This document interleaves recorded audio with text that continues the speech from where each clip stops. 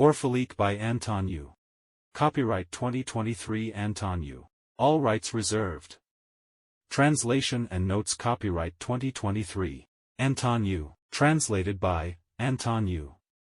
Cover design by Anton Yu. Photographs by Arthur Kravtsov, Irina Sidorenko, Anton Yu.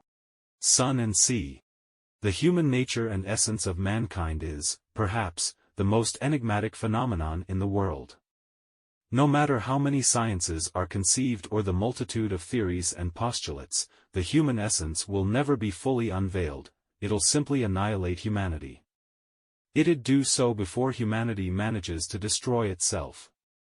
In other words, the long-foretold apocalypse, prophesied by various calendars, institutions, and books, would ensue.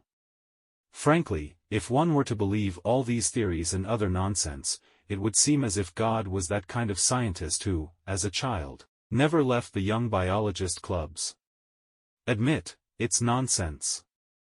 Yet, studying all these exact sciences about nature and man, one gets the impression that God was obsessed with science.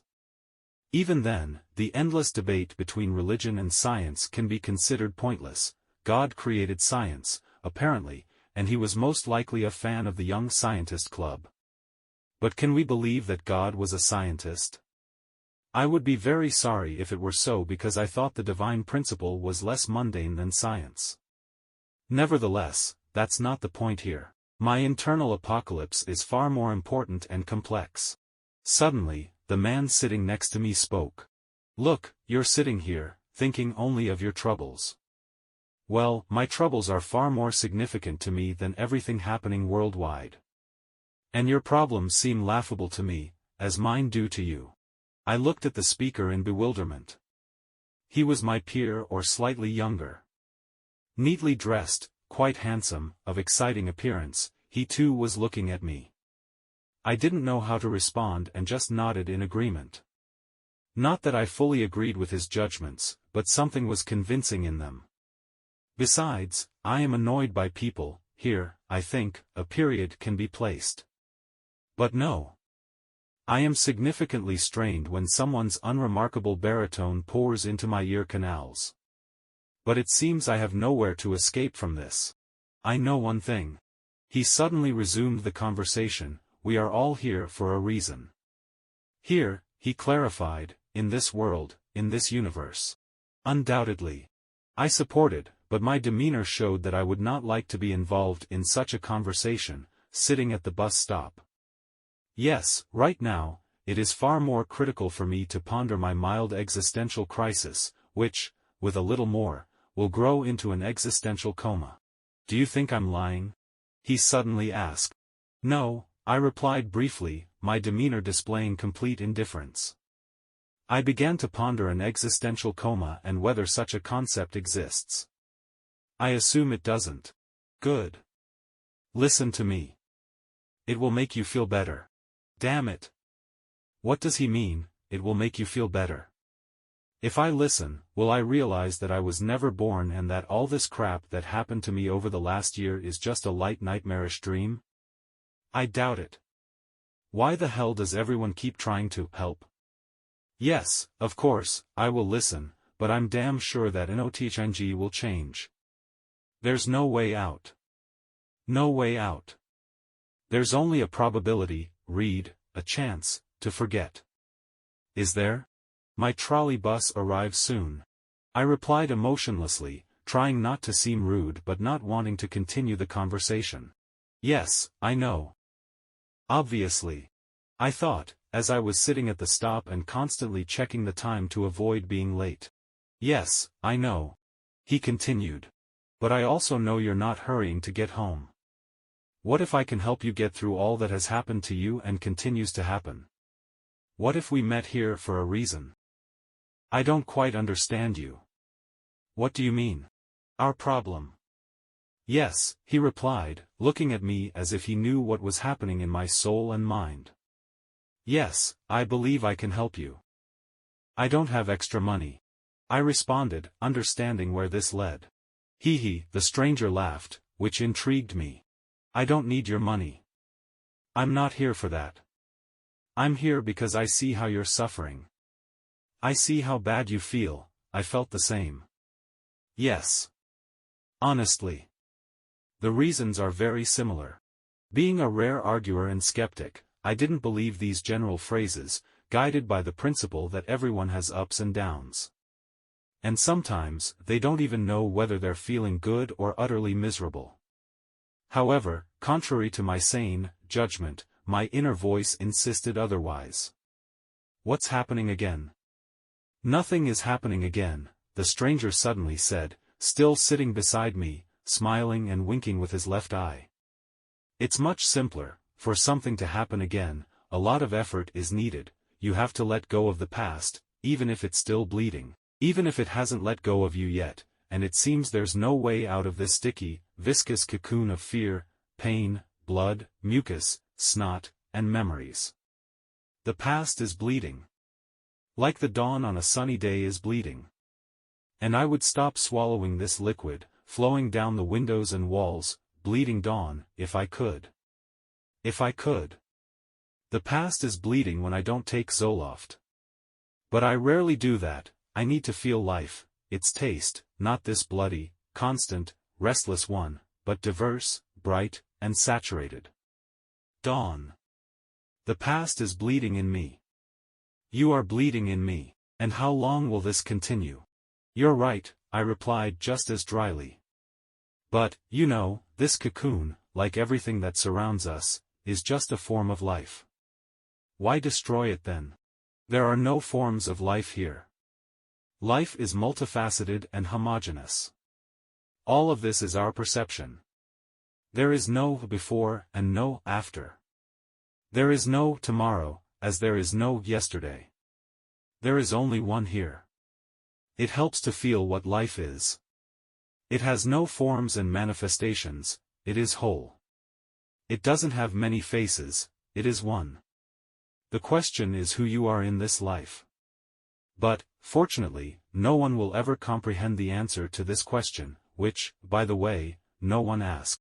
Fortunately, I looked at him skeptically. Yes, exactly, fortunately. Why so? Because this fact, one of the few, doesn't require proof. You still don't believe it. I see it. No, don't think I'm some religious fanatic who, like various preachers, teaches people about life. I said, fortunately, because if people knew everything that happens within and around them, they would lose faith in life and wouldn't find it interesting. They would perceive all this no more than as the laws of some sciences. They would think that God just overplayed the young naturalist or scientist. When he himself got bored with what he created, he figured that randomness could also exist. My interlocutor paused for a moment, looked into the distance, and then continued. A pack of cigarettes, a cigarette, a chewing gum, an exhale, a lighter, a candy wrapper, cigarettes again, smoking, a trolleybus, a shit, a betrayal, a lust, a desire. All these are just a set of our thoughts. The flow of a logical consciousness of absolutely meaningless creatures, humans. But all these thoughts move us. Yes, if only they could be understood. No, you will never know what's happening in his head. In his head? I thought to myself. He, the stranger continued, will continue to maim you, wound you, spread you like pâté on a piece of bread, and slowly chew you. But you want this too? Possibly. Look, are you happy that, for example, you know that 2 + 2 = 4? I don't know. I haven't thought about it. Not knowing this fact would probably neither make me happy nor sad. I smiled slightly. You're right. Nevertheless, knowing this fact doesn't bring anything amazing. The same applies to knowing many other facts, or not knowing them. It's much more exciting to sit in the front row, right in front of the stage, to even feel the actor's smells, and watch your life as a spectator.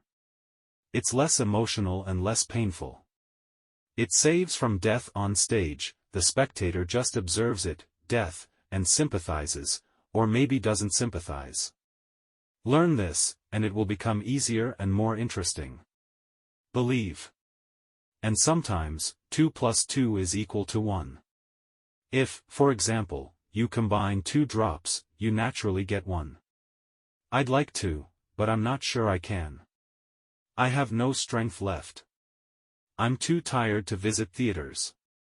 Yes, I believe, but you have relatives who love you. You have a cat that has saved you so many times. You have a bunch of friends. Yes, I automatically replied. And suddenly, I realized that this young man sees in me what no one knows. In any case, he personally is unlikely to know all this. Is this some kind of prank? Suddenly, it slipped into my head. Then I frankly didn't give a damn. It can't get any worse. It can't be worse. You can't be such a skeptic, sitting in the front row.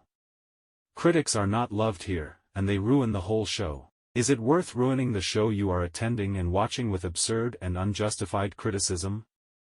I don't think so. You don't believe me here, although I'm not saying anything bad.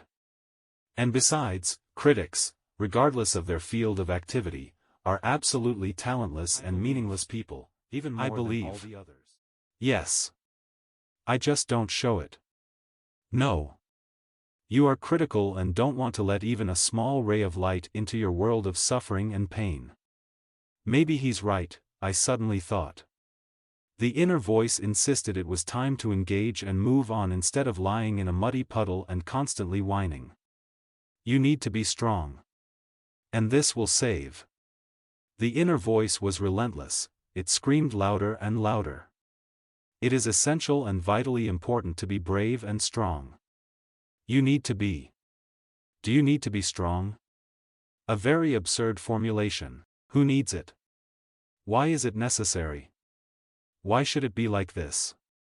Perhaps it's much more important to just be, at least for starters. To be, to feel yourself at least a tiny part of this life. To be, to exist in all these numerous events. It's too complicated to realize inner strength, at least because there are no clear criteria. Moreover, being able to feel like a spectator of your own life is also a significant achievement for an enfeebled body. Your trolleybus, the stranger sitting next to me suddenly said. I was no longer surprised that he communicates with people very strangely. And besides, I didn't even start wondering how he knows which trolleybus I need. Suddenly I thought I might accidentally say which trolleybus I needed, but I overlooked it. Lately, I often don't remember what I say. In any case, the whole situation was strange. Or maybe he told me enough and decided to say goodbye this way. Let's take a walk. Not for long. Just to chat, he suddenly suggested and stood up as if confident that I would agree. Either way, I had no other option. I agreed. Or rather, I didn't even get a chance to say anything and barely noticed that we were heading toward Strawberry Street again. We sauntered, I usually walk faster. We walked and remained silent for a long time. Suddenly, he decided to start a conversation. You think I invited you to chat, and here we are, walking silently. You must have even been considering topics we could discuss or thinking about how to start a conversation. His voice was pleasant, but I was irked by his precise articulation. No. I just realized how unconsciously I agreed to walk with you. Moreover, being silent is also a talent, and being silent when alone with someone, in a way that isn't burdensome, that's called trust, which in essence, is also a talent. Are you scared? Why'd I be? Well, I don't know. I don't think someone bothers you at the bus stop with silly conversations every day. You know what I mean. I felt like I was walking with a completely different person, not the one I had chatted with while sitting at the bus stop. Moreover, it seemed to me that I had seen him somewhere before. To be honest, it always happens to me, whenever I meet someone, that person always reminds me of someone from the past. I confess, I hate this feeling. It's like some kind of reincarnation, which I, in any case, do not believe in. Cars passed as we walked and remained silent, and people walked past. Such a misfortune, people only exist when I see or hear them. For instance, they exist for me when I see a person. It's not new, but I haven't yet learned to prove the opposite to myself. That person no longer exists when they walk past, and I can't see them. The same goes for objects. Only music exists. I don't know why. It's incorporeal, omnipresent, and infinite. In it, human life, human death, and immortality. I think I'm not afraid of anything anymore. I read somewhere that the absence of fear is the most terrifying disease. I'll say something banal. The stranger suddenly interrupted me and, turning to me with a smirk, said, "But what about F-39? You surely know what it is." "Love," I said somewhat questioningly, not understanding why this word sounded so here. Exactly, I had no doubt. Victims of this disease are everywhere. All around. We often don't notice them, or don't want to notice. The effects always manifest differently. For instance, I developed this strange habit of talking to strangers. You're different, walking alone on the street, you sing. Moreover, you notice it yourself, and you like it. We're still lucky, we're not so incurable. Many simply go mad. Remember that woman who is always in the underground passage and not far from your home? The one always dressed in rags, and who smells bad? She also pretends to be pregnant, stuffing the area around her stomach with garbage and junk packed in bags. Don't you remember? I remember. But how do you know? Just like that, he interrupted me, seemingly quite pleased with himself. She's also a victim of love. She talks to herself and believes she's carrying a baby. A baby, the fruit of her love for a man. A man who was her everything. A man who was supposed to give her the sky and the stars but betrayed her, sleeping with her own sister. Yes, she forgave her sister. Not immediately. About a year or a bit more later, when she accidentally poisoned her. No one suspected her because no one knew about the whole situation. She was pregnant when all this happened. And upon finding out, she miscarried. She was about 20 years old, no more. Now she's over 60. And what of her? You see what's become of her. There's no other option but to slam on the brakes. Her psyche dealt with the situation just like that. Ah, the eternal debate about who is more robust, men or women. The answer is obvious, women. Although by their nature, both genders are vile. And both can be weak, but a woman can give birth to a child. Unfortunately, and essentially, a woman goes through this alone. A man, at best, doesn't abandon her and tries not to act like a damn asshole. Had the man who left her been strong, wise, or loyal, she wouldn't now look like a deranged, disgusting, dirty woman, reeking of days-old unwashedness and decay.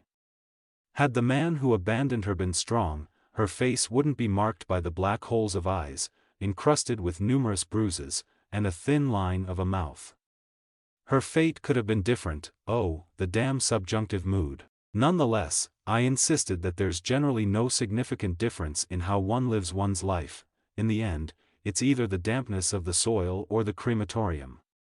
I didn't understand. I frankly didn't understand what was happening. He knew why one could quite justifiably not believe everything he said, as he had no evidence. I was again unsettled by the fact that there was one idea in this whole story. How did he know where I lived? How could he know what I see on my way home? What the hell? But the skeptic in me hadn't died. Your situation could have been even worse. Your obsession with him was akin to the most severe and incurable disease. But, fortunately, something saved you. You have a powerful angel. And something saved me. I don't know what, but I know I could have ended up in an even worse situation. Not much more, and I thought I would go mad. He knows everything. He knows everything. He knows everything. Why did I go with him? What answer can he give me? What will follow after the conversation? Such thoughts were spinning in my head. I became restless despite the sedatives and antidepressants I was currently taking. I had a whirlwind of disjointed thoughts, from which I felt bouts of mild nausea. Yes, lately, this has happened to me. I often feel nauseous when I can't control the flow of thoughts in my head. I need to run. Run. Run. Run. Strangely, we all want to run away when something happens that we don't understand or find ourselves unable to control, he said, looking at me. After a few moments of silence, he continued, we all want to run away, mistakenly believing it'll help us. Nonsense. Nonsense. No matter how often I ran away from problems, to another district, city, or even another country, nothing helped. I tell you, nonsense, nonsense, nonsense. At first, it's easier because you're tired and open to new experiences. Once accustomed, you realize that the people around you are the same, made of the same flesh, with the same bones, muscles, and tendons. Those people, like these, have a certain amount of shit, or, if you want me to sound more ethical, fecal matter with rare exceptions. Here you also realize that everything is the same as everywhere, neither better nor, damn it, worse. The world consists of the same lines, so there's no sense in tearing yourself apart, cutting, erasing, or changing something. Everything changes, and everything remains the same. Lines are parallel, and lines intersect. Everything begins, to one day end, either by the soil's moisture or cremation. And this is constancy. But constancy consists of hundreds of thousands of variable moments, which, being unchangeable, make up constancy. However, they represent a collection of absolutely different phenomena, cases, situations, and characters, which, paradoxically, constantly change. Perhaps you're right. Perhaps not, I continued, following his logic. I'm glad you felt what I meant. We fell silent again. I had already forgotten what we were talking about, and seemingly intoxicated, I suggested we sit on a bench under the chestnut trees. He agreed. When we sat down, I lit a cigarette. I always smoke, and I always want to smoke, and I really love smoking. He lit up as well. As we were sitting in silence, we resumed. Thoughts still raced in my head, and at times, it seemed we weren't silent, each of us was just engaged in a dialogue, monologue, with our own reasoning. I was quiet about not seeing my future and wanting to fly and be winged. But I don't see my future. Even with him, I didn't see my future. But who cares, Zoloft? I was silent about a lot. Silent about children. How disgusting it is to have children. I always thought it was pointless. People are terrible. Why multiply absurdity, evil, filth? Why breed death, for by giving birth, a woman condemns her children to suffering, diseases, old age, and death. Deliberately. The only thing I want right now is to look at each other, draw conclusions, and part ways forever. Forever. Paradox, I just wanted to ask your name. The name doesn't matter. Nothing matters. Learn to be a spectator. I can't, I firmly replied because I had never been so sure of anything. You can. Why are you so sure? Just know, you can. You can't keep dreaming about the same person, thinking it will change something. You can't think you can turn yourself inside out, even though no one is interested, and it's unlikely to bring anything useful. Except that you will never be together again. Maybe you won't even see each other again. Maybe? I thought. Even then, I knew everything would happen. I will see him. And he will see me. And I will be the last one he sees, dying. And it's tender to me, and it flatters me. Or everything will happen unexpectedly for you. And there will be happiness. Don't think about it now. Become a spectator, but try not to empathize with your characters. Just be a spectator. That's all. Be interested. No more. I can't. You can. Free yourself from your own torments. No one else will help. Everything will pass soon. I want to be with this person only. I know. It's your fate. But fate often likes to joke. And this is her game. A person named M is your fate. You are destined to be together always, beyond time and space. And you will be each other's infinity. Unexpectedly for everyone, everything will return, rather than only the best, and everything will be as you want. But now it's not possible. Each of you must accept this as a fact. Here you can't accept it, and you erase yourself into dust. Why? No one will appreciate it. And it won't make it easier for you here. But why? Because here is a system. It's a system where there are players. Participants of this system must follow the rules, otherwise, the system will break.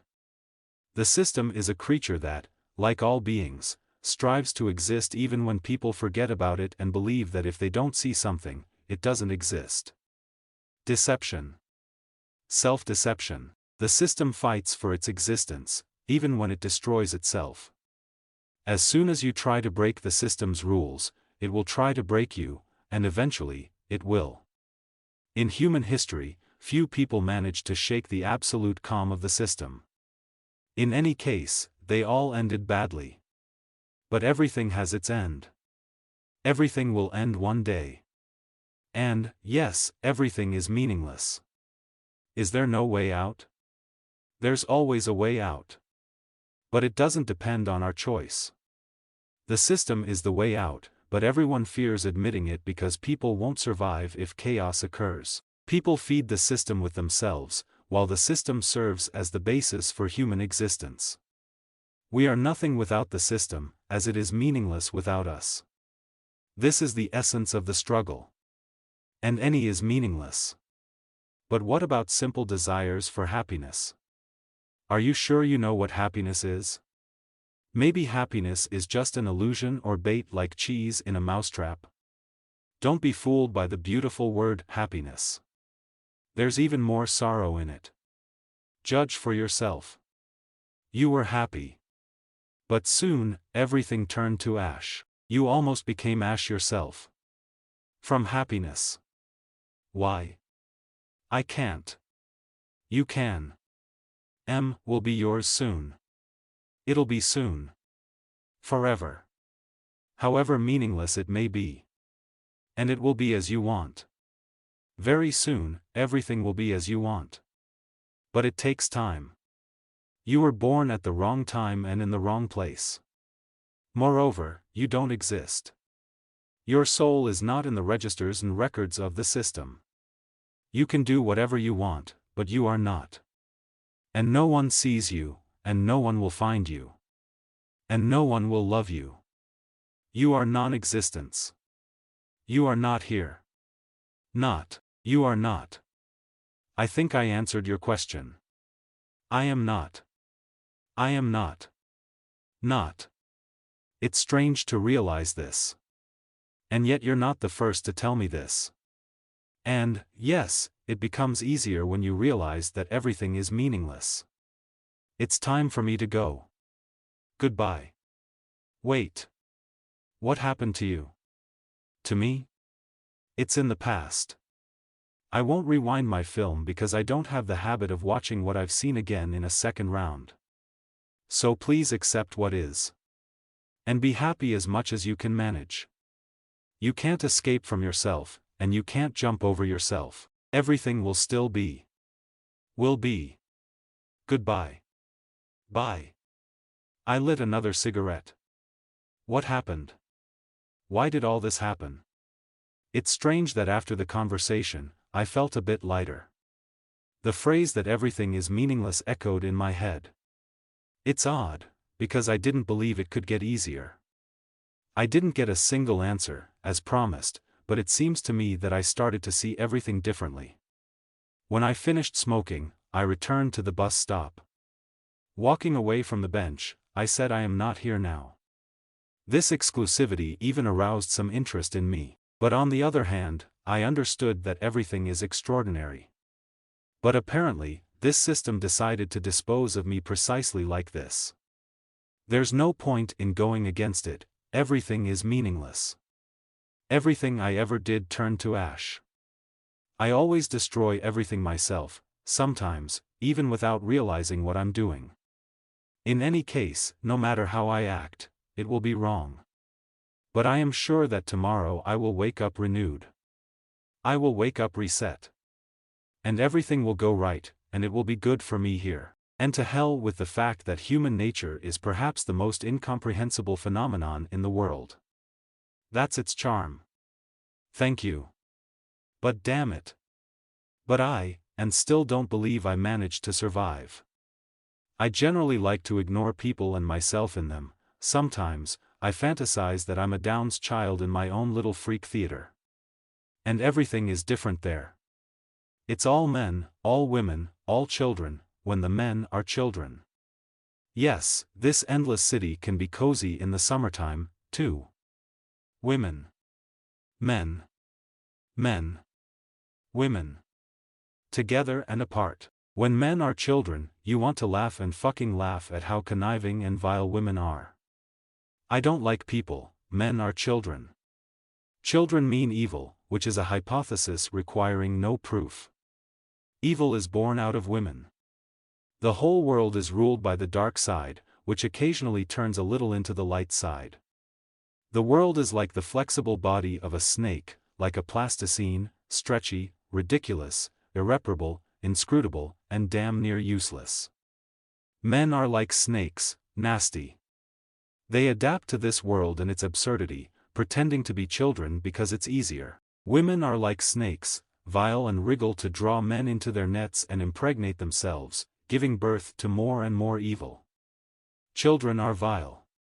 You don't want any in summer, everyone is even more despicable than in fall or winter. In spring, it's worse, constant lust, filth, the every second permanent absurd odor of someone's genitals that crave only one thing.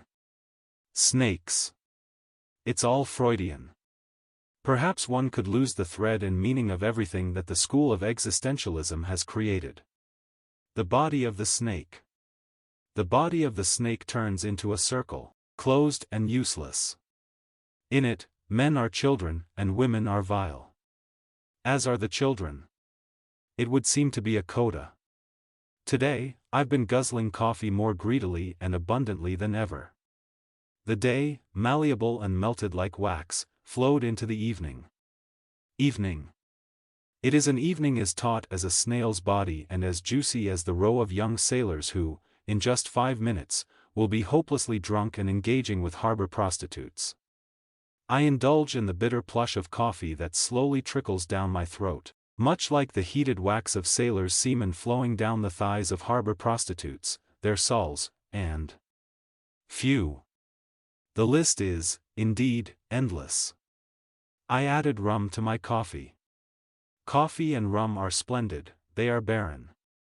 Sipping such a beverage while sitting on the dock, observing the vile beauty of people, their filth, their unbearable stench of excrement and sweat, what the fuck could be more magnificent? I embrace my Sartre, bow to him, and kiss his toes and knees. Today, I'm flooding myself with coffee, hoping not to drown in ecstasy and desires.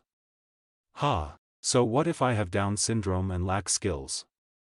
I'll say more, I've got even graver issues after 3 sailors sought variety. Just kidding.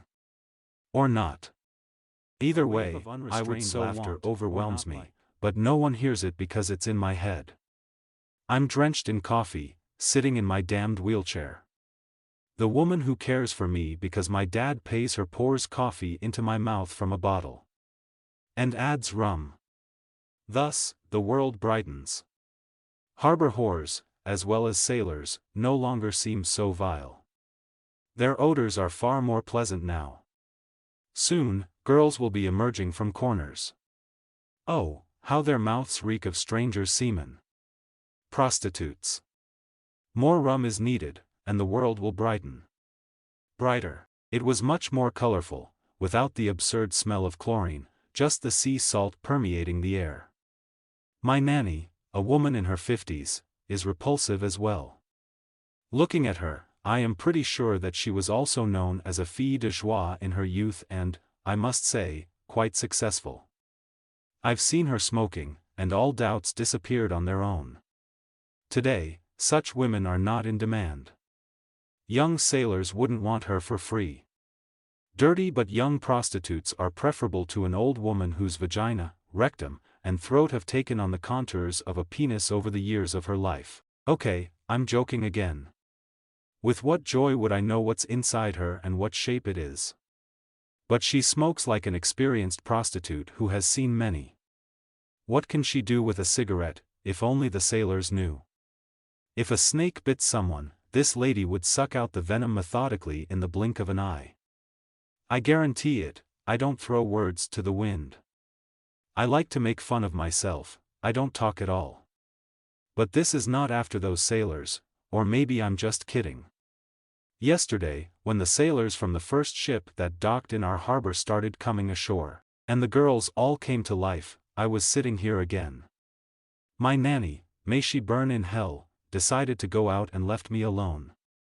Yes, the sailors, already quite drunk, didn't want prostitutes. They wanted variety. One approached me and decided to mock me, he's so awesome. He's seen a bunch of countries, prostitutes, and all that, and here I am, just sitting motionless in a wheelchair like a human being. Yeah, right. To become an even bigger moron?